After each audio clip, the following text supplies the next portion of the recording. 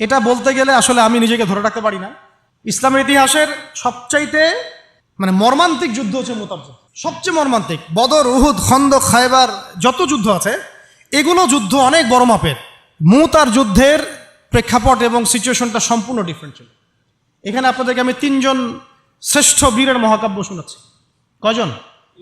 3 জন শ্রেষ্ঠ বীর পুরুষের মহাকাব্য। নবী সাল্লাল্লাহু আলাইহি ওয়াসাল্লাম একজন সাহাবীকে পাঠালেন, তার নাম হচ্ছে হারিস বিন উবাইদা। কি নাম বলেন? হারিস বিন উবাইদা, তুমি এই চিঠিটা নিয়ে যাও। এটা তো মদিনা রাষ্ট্র কায়েম হওয়ার পরের কথা, একদম নবম হিজরতের 8ম বছরের দিকের কথা আর কি। তখন ততদিন হুদাইবিয়ার সন্ধিও হয়ে গেছে এবং কাজা উমরা আদায় হয়ে গেছে এবং খায়বার যুদ্ধ জয় হয়ে গেছে। খায়বারের পরের কথা এটা আর কি, যে হারিস বিন উবাইদা তুমি এই চিঠিটা নিয়ে যাও, ওই রোমকদের কাছে যাবা। তখন তো সুপার পাওয়ার 2টা, রোমানরা এবং পার্সিয়ানরা। তো এখনকার ওই যে এই কন্টিনেন্টের ন্যাটো আর ওই কন্টিনেন্টের চায়না রাশিয়ার মতো আর কি, যেতে পারতেছে। তো সে গেল ওখানে। সুরাহবিল আল গাসানি একজন শাসক ছিলেন ওইখানকার সিরিয়ার। তো সে ওই চিঠিটা দেখে বলতেছে যে আচ্ছা ঠিক আছে, বসো, দেখি কি করা যায়। চিঠিতে লিখে আছে ইসলাম কবুল করেন, আল্লাহ পাক শান্তি বর্ষণ করবেন, আসলিম তাসলিম। ওই যে নবী সাল্লাল্লাহু আলাইহি ওয়াসাল্লাম চিঠি আছে না একটা রাষ্ট্রপ্রধানদের কাছে, তো সে চিঠি পড়ে উদ্ধত আচরণ। আমি এখানকার আমির, আমাকে ওই মক্কার মেষপালকরা চিঠি পাঠায়, ভাবতে এরকম। তো কে চিঠি নিয়ে আসছে? যে হারিস বিন উবাইদা। আচ্ছা ওকে বসাও। হারিস বিন উবাইদা রাদিয়াল্লাহু আনহুকে, রাষ্ট্রদূত কিন্তু তিনি, রাষ্ট্রদূতকে তারা নির্মমভাবে হত্যা করল। কথা বুঝতে পারছেন? এবার নবী সাল্লাল্লাহু আলাইহি ওয়াসাল্লামের কাছে খবর যখন আসছে রাষ্ট্রদূতকে হত্যা করেছে। আমার সাহাবীকে, কয়জন সাহাবীকে হত্যা করেছে? 10 জন, 20 জন, 100 জন না একজন সাহাবীকে হত্যা করার প্রতিশোধ নেওয়ার জন্য নবী সাল্লাল্লাহু আলাইহি ওয়াসাল্লাম 3000 বাহিনীর একটা জিহাদি কাফেলা তৈরি করলেন। 3000 বাহিনী কাফেলায় তিনি নিজে নেতৃত্ব না দিয়ে বললেন যে এই কাফেলার নেতৃত্ব দিবে আমার প্রিয় ভাজন, তাকে তার পালক পুত্র বলা হতো এক সময়, যায়েদ ইবনে হারেসা রাদিয়াল্লাহু আনহু। কোন যায়েদ? তায়েফের সফরের সঙ্গী, তায়েফের সফরে একজন সাহাবী তার সাথে ছিল, তার নাম যায়েদ ইবনে হারেসা। যখন তায়েফবাসী নবীজিকে মারছিলেন, যায়েদ ইবনে হারেসা রাদিয়াল্লাহু আনহু তার বুক দিয়ে নবীকে জড়ায় ধরেছিলেন যে আমার গায়ে আঘাত লাগুক, তার গায়ে না লাগুক। এই সাহাবী যায়েদ ইবনে হারেসা রাদিয়াল্লাহু আনহু, তাকে পতাকা দিয়ে বললেন এই মোতার যুদ্ধের আমির হচ্ছে যায়েদ ইবনে হারেসা। যদি যায়েদ ইবনে হারেসা শহীদ হয় তাহলে পতাকা বহন করবে জাফর ইবনে আবি তালেব, আমার চাচাতো ভাই। কোন জাফর? যিনি আবিসিনিয়ায় গিয়েছিলেন মুসলিমদেরকে নিয়ে হিজরত করতে, মনে আছে? যিনি বাদশাহ নাজাশির সামনে কুরআন তেলাওয়াত করার, সূরা মারিয়াম তেলাওয়াত করার কারণে বাদশাহ নাজাশির চোখ দিয়ে দরদর করে পানি পড়তে শুরু করেছে। ওই বাদশাহ নাজাশিও পরে ইসলাম কবুল করেছে, আলহামদুলিল্লাহ। জাফর রাদিয়াল্লাহু আনহু পতাকা বহন করবে যদি যায়েদ ইবনে হারেসা শহীদ হয়। এরপরে যদি জাফরও শহীদ হয়, পতাকা বহন করবে আমার আরেক প্রিয় ভাজন সাহাবী আব্দুল্লাহ বিন রাওয়াহা রাদিয়াল্লাহু আনহু। আব্দুল্লাহ বিন রাওয়াহা রাদিয়াল্লাহু, যাকে যে কোনো মুহূর্তে যদি বলতেন ইসলাম নিয়ে একটা শের বলেন, একটা কবিতা বলেন, ইনস্ট্যান্ট তিনি শের বলে ফেলতে পারতেন। এত সুন্দর, এত উন্নত কাব্য প্রতিভা ছিল তার মধ্যে। এই নষ্ট সংস্কৃতি না, তাদের সংস্কৃতি ছিল একেবারে খাঁটি তাওহীদের সংস্কৃতি। এমনকি কাবা তাওয়াফ করছেন যিনি, তখন কাবা তাওয়াফ করছেন বিদায় কাজা উমরা আদায় করার সময় নবীর সামনে সামনে তিনি ঘুরছেন এবং আবৃত্তি করছিলেন একটা কবিতা কাফেরদেরকে আঘাত করার জন্য। এই কাফেররা দেখো, তোমরা যাকে বের করে দিয়েছিলে তিনি আজকে সসম্মানে এখানে ঘুরতেছে।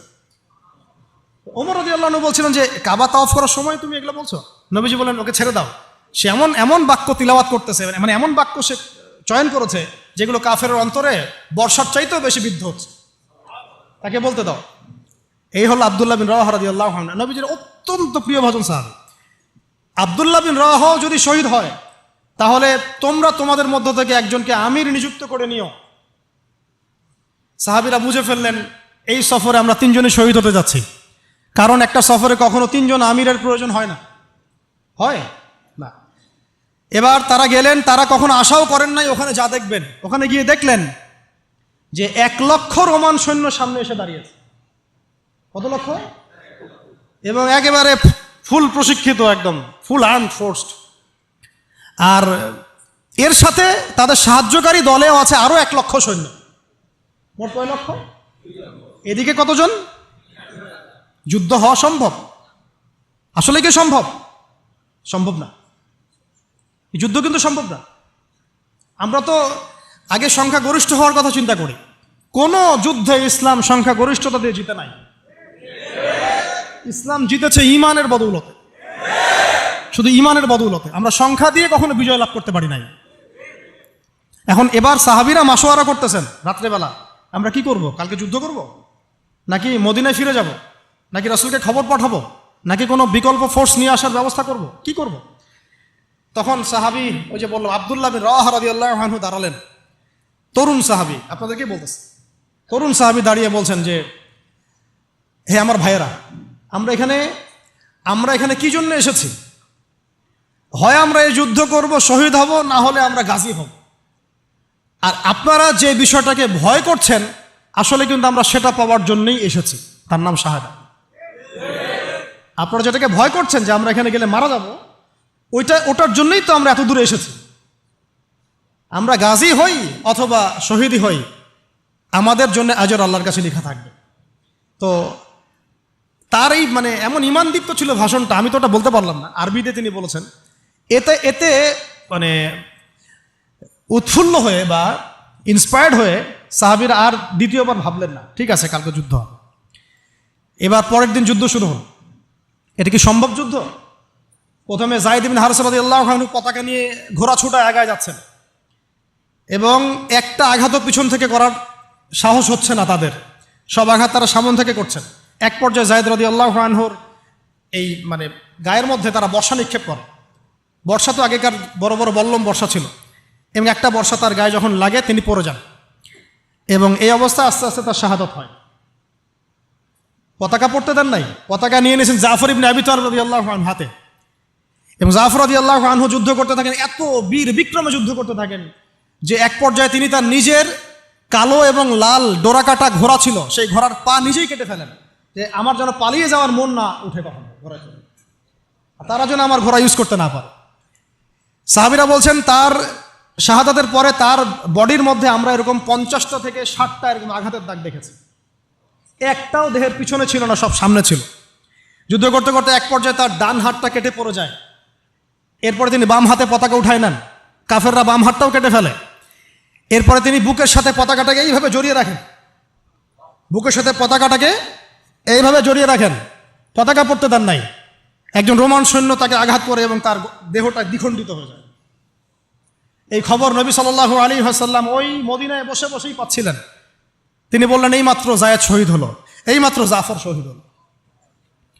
একটু তিনি কান্নার ভাব চলে আসলো। একটু পরে নবীজি হেসে দিলেন। সাহাবীরা বলছেন, আপনি হাসছেন কেন ইয়া রাসূলুল্লাহ? তিনি বলছেন যে জাফর এর ডান হাত প্রথমে কেটে গেছে, তারপর বাম হাত কেটে গেছে। আল্লাহ রাব্বুল আলামিন তাকে এই দুইটা কাটা হাতের বিনিময়ে জান্নাতে দুইটা বড় বড় পাখা দিয়েছে। এইটা দিয়ে তিনি জান্নাতে ঘুরে বেড়াচ্ছেন আর ফল খাচ্ছেন। তার নাম হয়ে গেল জাফর আত-তাইয়ার, জাফর আত-তাইয়ার, পাখাওয়ালা। এরপরে পতাকা হাতে নিলেন সেই আব্দুল্লাহ বিন রাওয়াহা রাদিয়াল্লাহু আনহু। তিনিও তো বীর বিক্রমে যুদ্ধ করতে লাগলেন। এক পর্যায়ে তিনি একটু কান্না করেছিলেন। সাহাবীরা বলছেন, আপনি কি ভয় কান্না করতেছেন? জি না, আমি ভয় কান্না করছি না, বরং কোরআনের একটা আয়াত আমার মাথায় আসছে বলে আমি কান্না করছি। সে আয়াতটা ছিল সূরা মারিয়ামের মধ্যে, ওয়াইম মিনকুম ইল্লা ওয়ারিদুহা কানা আলা রাব্বিকা হাতমান মাকদিয়া, একটা আয়াত আছে কোরআনে সূরা মারিয়াম। এটা হচ্ছে আপনার রবের একেবারে একটা চিরনির্ধারিত একটা বিষয়, যে তোমাদের সবাইকে, আবার বলছি, ওয়াইম মিনকুম ইল্লা ওয়ারিদুহা কানা আলা রাব্বিকা হাতমান মাকদিয়া, মানে তোমাদের সবাইকেই আবশ্যিকভাবে, ম্যান্ডেটরিভাবে এই জান্নাত জাহান্নামের উপর অবস্থিত এই পুলসিরাত পার হতেই হবে। এটা তোমার রবের একটা প্রাচীন একটা মানে স্টেটমেন্ট, এটা তোমাকে করতেই হবে, সবাইকে করতে হবে। এই আয়াতটা মনে হয় আমার কান্না আসতেছে। একজন তাকে একটা হাড্ডিওয়ালা গোশত এনে দিয়েছিল, তিনি সেই গোশতটা খাওয়ার জন্যে চেষ্টা করছিলেন, তো পরে একটা কামড় দিয়ে ফেলে দিয়েছেন।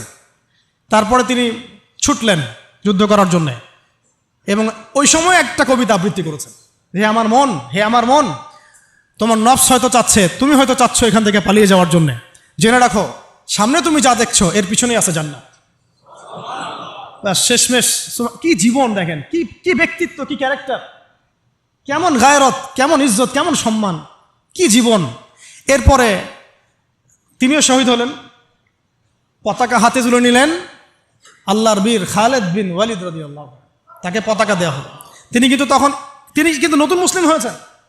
উহুদের যুদ্ধের যে ক্রাইসিস, এটা কিন্তু তার হাতে।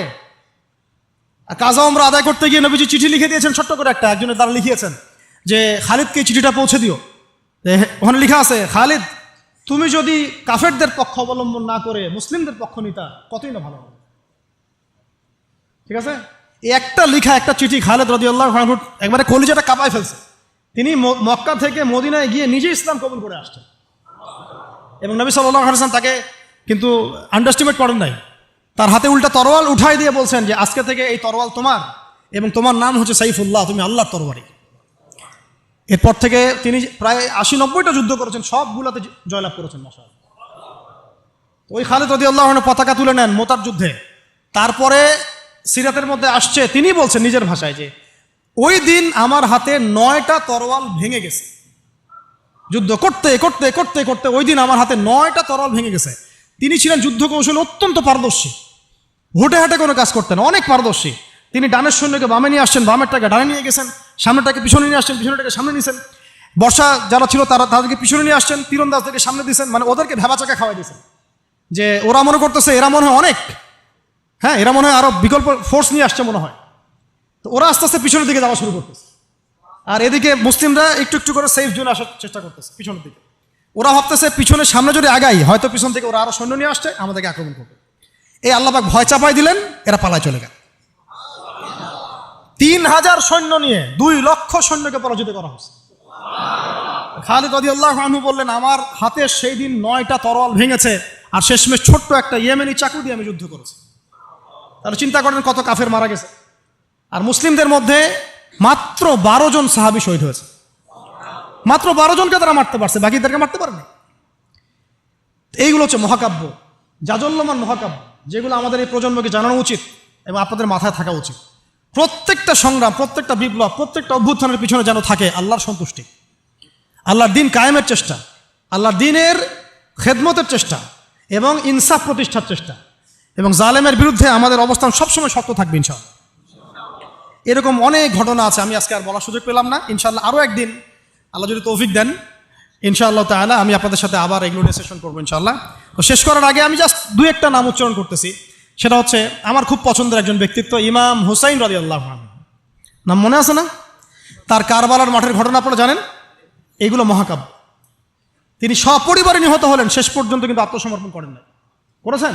তিনি প্রস্তাব দিলেন আমাকে ছেড়ে দাও, আমি মদিনায় চলে যাই, আমাকে ছেড়ে দাও, আমি মক্কায় চলে যাই, ছেড়ে দাও আমাকে, আমি কোনো সীমান্তে চলে যাই, সেখানে জিহাদ করে শহীদ হই। তারা কিন্তু সুযোগ দেয় নাই। আমাকে বলেন যারা তাকে আক্রমণ করেছিল তারা কি কালিমা পড়া মুসলমান ছিল না? বলেন তারা কি কাফের ছিল?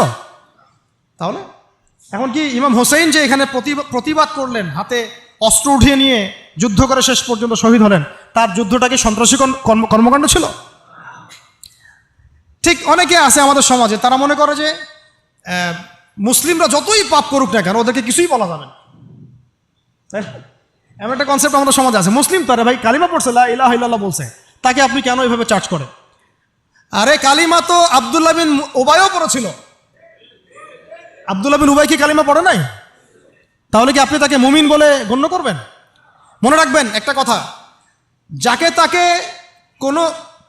তাকে কোনো ক্ষুদ্র বিষয়ে কাফেরও যেমন বলা যাবে না, আবার যাকে তাকে মুসলমানও বলা যাবে না।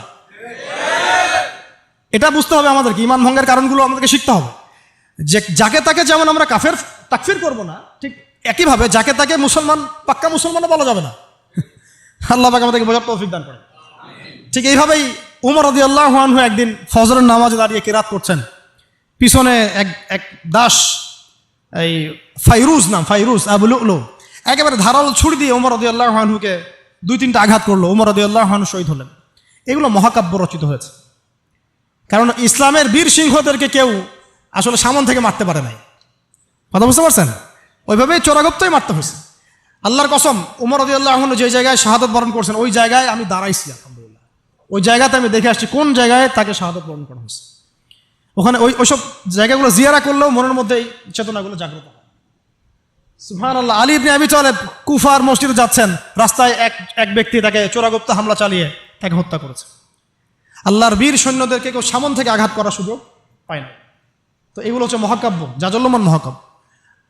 আরেকজন ব্যক্তির কথা জাস্ট বলে শেষ করে দিচ্ছি, অনেক আছে ভাই, বলতে থাকলে অনেক সময় লাগবে। রাজি একটা জায়গার নাম, ওখান থেকে কিছু লোক আসছে, এসে বলছে ইয়া রাসূলুল্লাহ আপনি আপনার কিছু সাহাবীকে পাঠান, আমরা ইসলাম কবুল করবো। ট্র্যাপ। আপনারা কেউ ভালো করে খেয়াল রাখবেন এগুলা, যে কেউ যখন তখন যাই বলবে হ্যাঁ করতে যাবেন না। মানুষের কথার পিছনে, ওদের কাজের পিছনে উদ্দেশ্য বোঝার চেষ্টা করবেন, ঠিক আছে? সবসময় কিন্তু আবেগে ভাসতে হবে না। আমরা কিন্তু এই জায়গায় ভুল করতেছি, অনেক ভুল হচ্ছে মাঝখানে। আমরা বিনয়ের সাথেই তাদেরকে বলবো যে ওলামায়ে কেরামদের সাথে মাশওয়ারা করে সিদ্ধান্ত নিতে, তাহলে ইনশাল্লাহ ভুলটা কম হবে ইনশাল্লাহ, ঠিক আছে? তো নবীজি 10 জনকে পাঠালেন, তারা দাওয়াত তো কবুল করেই নাই, হঠাৎ রাজি নামক জায়গায় তাদেরকে ঘিরে ফেলে 3 নিক্ষেপ করে 10 জন সাহাবী 7 জনকে শহীদ করে ফেললো। ট্র্যাপে। মানে এমনও আছে যে ওয়াজ মাহফিলে ডেকে মানুষ অনেক আলেমদেরকে মানে খারাপ কিছু করে ফেলেছে। হ্যাঁ, এরকম হিস্ট্রি আছে। তো সতর্ক থাকতে হবে, সতর্ক থাকার চেষ্টা করে। এখন 3 জন সাহাবী যুদ্ধ চালিয়ে যাচ্ছেন, তারপরেও তার মধ্যে একজন হচ্ছেন খুবাইব রাদিয়াল্লাহু আনহু। কি নাম বলেন?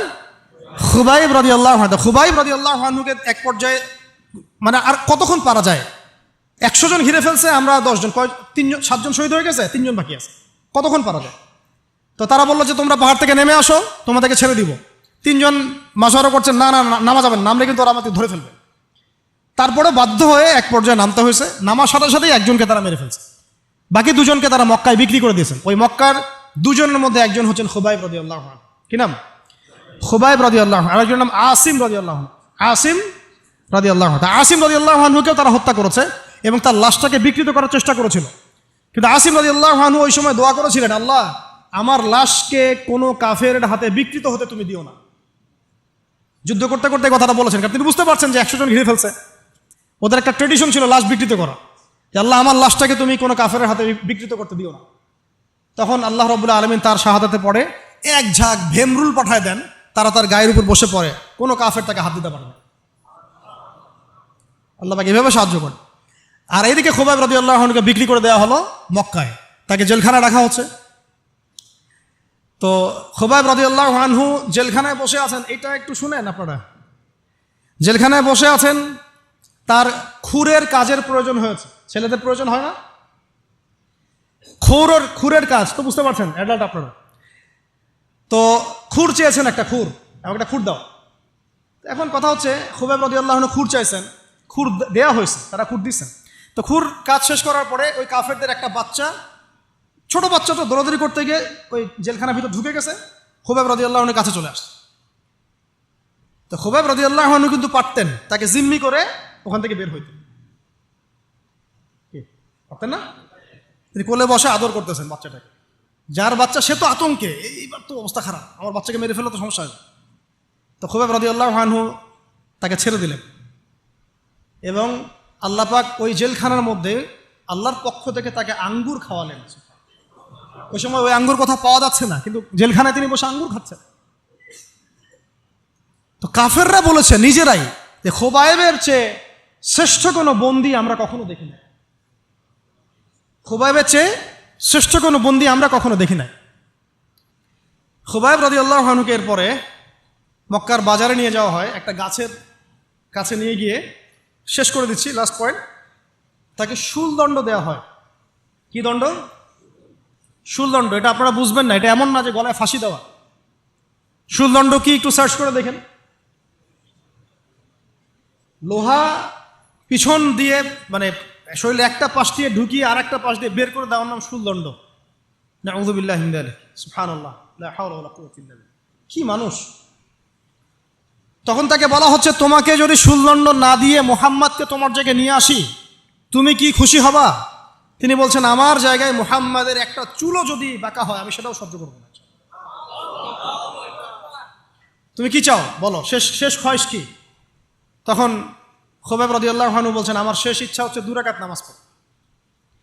2 রাকাত নামাজ পড়ার সুযোগ দেওয়া হলো, তিনি একটু শর্টকাটে নামাজ পড়লেন। বললেন যে আমি যদি নামাজ লম্বা করতাম তোমরা হয়তো বলাবলি করতে যে আমি ভয় পাচ্ছি। এরপরে তিনি 2টা কথা বলেছেন। এটা শেষ পয়েন্ট। 2টা কথা বলেছেন। একটা হচ্ছে সমস্ত মানুষদেরকে লক্ষ্য করে তিনি বলেছেন দোয়া, আল্লাহর কাছে হাত তুলে দোয়া করেছেন, আল্লাহুম্মা আহসিহিম আদাদা, আল্লাহ তুমি একটা একটা করে এদেরকে গুনে রাখো। ওয়াকতুলহুম বাদাদা, এবং তাদের একটা একটা করে তুমি হত্যা করবা। কে বদদোয়া করতেছেন? এবং কি শেষে একটা লাইন আছে, ওয়ালা তাতরুক মিনহুম আহাদা, আল্লাহ তুমি তাদের একজনকেও বাকি রেখো না, তুমি সবগুলোকে আল্লাহ তুমি একটা একটা করে হত্যা করো। পরবর্তীতে আসলে কিন্তু হয়েছেও তাই, বিভিন্ন সময় এরকম কনফ্লিক্ট হয়েছে আর কি। তো তবে কিছু মানুষকে আল্লাহ ইসলাম কবুলের সুযোগ দিয়েছেন শেষ পর্যন্ত হয়তো। এরপরে তিনি দোয়া করছে, এরপরে তিনি একটা কবিতা আবৃত্তি করেছিলেন, এটা আমাদের আজকের আলোচনার শেষ অংশ। ওই অবস্থায় তিনি কবিতা আবৃত্তি করছিলেন। এই কবিতাটা আমরা সবাই যেন মুখস্থ করার চেষ্টা করি।